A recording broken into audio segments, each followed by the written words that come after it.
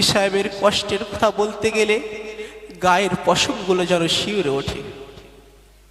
রাতের বেলা জলসা, দিনের বেলা ক্লাস, ফতোয়া ফারায়েজ, আবার কখনো জামিয়ার জন্য নিবেদিত প্রাণ হয়ে মানুষের দ্বারে দ্বারে যাওয়া। আপনি ভাবলে অবাক হবেন, রমজান মাসে হুজুর যখন মানুষের দ্বারে দ্বারে কালেকশন করতে যান, আমাদের জন্য এমনও দিন চলে যায় তিনি কখনো পানি আর খেজুর দিয়ে ইফতার করে কাটিয়ে দেন। তুমি যখন এসেছিলে ভবে, কেঁদেছিলে তুমি, হেসেছিল সবে। এমন জীবন করিও গঠন, তোমার মরণকালে হাসিবে তুমি, কাঁদিবে ভুবন। আজ এই জামিয়া রহমানিয়ার ঐতিহাসিক ইসালেসাব মাহফিলের মধ্যমণি মহামান্য মুফতি সাহেব হুজুর, মঞ্চ উপবিষ্ট অল ইন্ডিয়া সুন্নাতাল জামাতের স্বপ্নদ্রষ্টা মুফতি আব্দুল মাতিন সাহেব হুজুর, তৎসহ আমার আকাশের তারকাতুল্য আসাতিজে কেরামগণ ও দূর দূরান্ত থেকে আগত অতিথিবৃন্দ, সকলকে এই রহমত ঝরা বেহেশতি আঙিনায় আমাদের পক্ষ হতে উষ্ণ অভিনন্দন ও প্রাণ ভরা অভিবাদন জ্ঞাপন করছি। অধর পুষ্প নাহি ফুটে, মুখে মোদের বিষণ্ণতা, আজি মোদের বিদায় লগ্ন কহিছে কৃষ্ণ পাতা। বিদায় ঘণ্টা তাল তুলেছে ঢং ঢং তানে, কয়েক বছরের লালিত প্রতিষ্ঠান থেকে পালিত হয়ে পাড়ি দেব আজ দ্বিতীয় পথ পানে। দীর্ঘ কয়েক বছরে নানা ঘাত প্রতিঘাত এবং বাধা অতিক্রম করে আজ আমরা বিদায়ের দ্বার প্রান্তে। সে ছোট্টবেলায় পিতামাতার স্নেহ, ভাই বোনের ভালোবাসা এবং বন্ধুদের মায়ার বাঁধনকে ছেড়ে জামিয়া রহমানিয়ার সুশীতল ছায়াতলে আশ্রয় নিয়েছিলাম। কিন্তু আজ আমরা ফিরে যাব মহামান্য মুফতি সাহেব হুজুরের স্নেহ শাসন আর এক বুক স্বপ্ন নিয়ে। প্রিয় উপস্থিতি, আমরা কখনোই ভুলতে পারবো না মহামান্য মুফতি সাহেব হুজুরকে, কারণ মহামান্য মুফতি সাহেব হুজুরের অক্লান্ত প্রচেষ্টায় আজ আমরা এই অবস্থানে দাঁড়িয়ে। তিনি আমাদের কখনো বুঝতে দেননি গ্রীষ্মের তপ্ততা, বুঝতে দেননি শীতের তীব্রতা, মা পাখির ছানার মতো আগলে রেখেছিলেন সারাক্ষণ। প্রিয় উপস্থিতি, মুফতি সাহেবের কষ্টের কথা বলতে গেলে গায়ের পশমগুলো যেন শিউরে ওঠে। রাতের বেলা জলসা, দিনের বেলা ক্লাস, ফতোয়া ফারায়েজ, আবার কখনো জামিয়ার জন্য নিবেদিত প্রাণ হয়ে মানুষের দ্বারে দ্বারে যাওয়া। আপনি ভাবলে অবাক হবেন, রমজান মাসে হুজুর যখন মানুষের দ্বারে দ্বারে কালেকশন করতে যান, আমাদের জন্য এমনও দিন চলে যায় তিনি কখনো পানি আর খেজুর দিয়ে ইফতার করে কাটিয়ে দেন। এইভাবে আমাদেরকে আজীবন সারাক্ষণ সন্তানের মতো লালন পালন করে গিয়েছেন। কখনো অভিভাবক, কখনো শিক্ষক, আবার কখনো বন্ধুর মতো পাশে থেকেছেন। শিক্ষক যে এতটা সরল ও উদার মনের হয়, হয়তো জামিয়াতে না আসলে আমরা বুঝতেই পারতাম না। তাই আজ আমরা সকলে আমাদের হৃদয় রাজ্যে সকল ভালোবাসা উজাড় করে মহামান্য মুফতি সাহেব হুজুরকে বরণ করে নিচ্ছি। প্রিয় উপস্থিতি, আজ আমরা বলতে বাধ্য হচ্ছি, হুজুর যদি না থাকতো হয়তো আমরা অকালে ঝরে পড়া ফুলের মতো ঝরে যেতাম। সত্যি আমরা চিরকৃতজ্ঞ থাকিব মহামান্য মুফতি সাহেবের ব্যাপারে। আজ আমরা ভুলতে পারবো না আমাদের আসাতিজে কেরামদের, কারণ শিক্ষাদানের ক্ষেত্রে তারা ছিল উদার। সত্যি আমরা গর্বিত আপনাদের মতো শিক্ষক পেয়ে। আজ আমরা সকলে আপনাদেরকে ধন্যবাদ জানাতে চাই, শুধু শিক্ষাদানের জন্য নয়, বরং আমাদের মধ্যে মানসিক মূল্যবোধ তৈরি করে দেওয়ার জন্য। আজকের দিনে আমরা স্মরণ করতে চাই আমাদের ওই সকল শিক্ষকদের যারা অতীতে আমাদেরকে পাঠদান করিয়েছিলেন, কিন্তু কালের পরিক্রমায় আজ তারা এখানে অনুপস্থিত।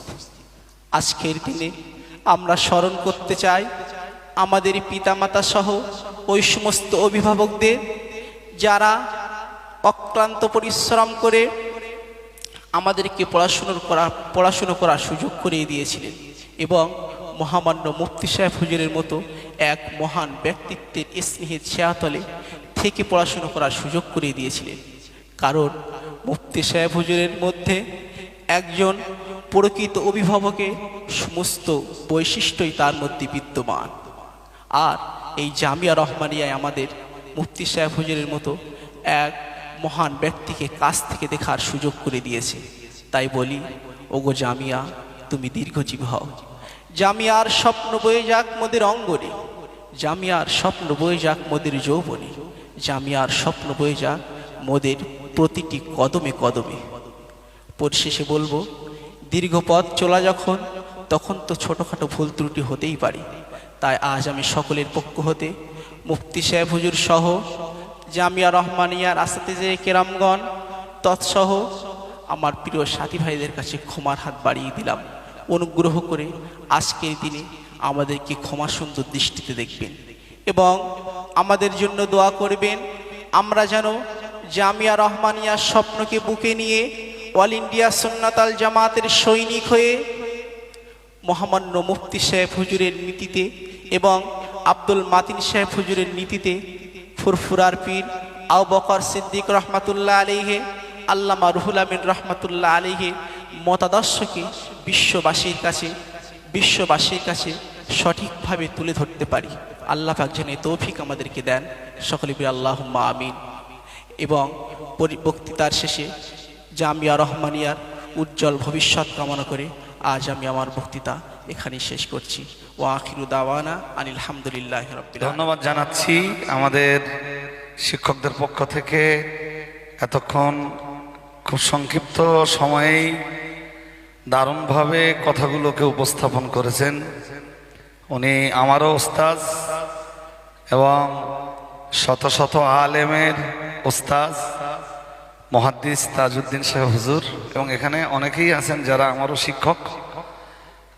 বারাকাল্লাহু ফি হায়াতিহিম, বলুন আমিন। সকলে আওয়াজ দিয়ে বলেন আমিন। তো এই যে সৈনিকরা দাঁড়িয়ে আছে, আমি বিশ্বাস করি, দেখুন হযরত ইব্রাহিম আলাইহিস সালামের দুই বেটা।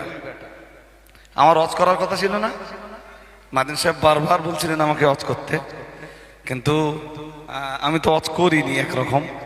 তো একটা কথা একটু বলি এখানে, সেটা হলো ইব্রাহিম আলাইহিস সালামের দুই বেটা। প্রথম বেটা হযরত ইসমাঈল আলাইহিস সালাম যখন ভূমিষ্ঠ হন, ইব্রাহিম আলাইহিস সালামের বয়স তখন 99 বছর। আর দ্বিতীয় বেটা হযরত ইসহাক আলাইহিস সালাম যখন আম্মা সারার গর্ভ থেকে এলেন, তখন আওয়াজ হলে হবে না, ভিতরে আওয়াজ হচ্ছে, আমার কথা শুনতে হবে। ইসহাক আলাইহিস সালাম যখন পৃথিবীতে এলেন, ইব্রাহিম আলাইহিস সালামের বয়স তখন 112 বছর।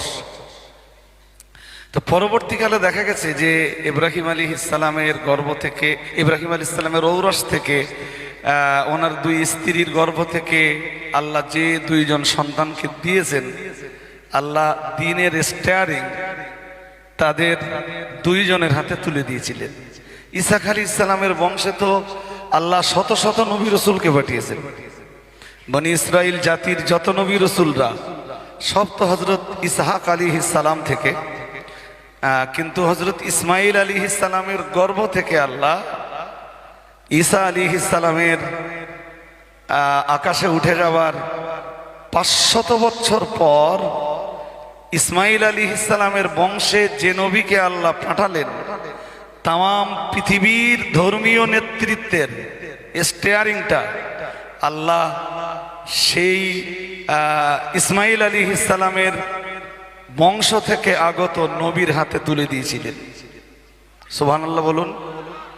আজকে জামিয়া রহমানিয়ার এই যে সৈনিকগুলো দেখছেন, আমরা বিশ্বাস করি যে আমাদের জামিয়া রহমানিয়ার আসাতেজায়ে হযরত যারা, তাদের পরিশ্রম বিফলে যাবে না।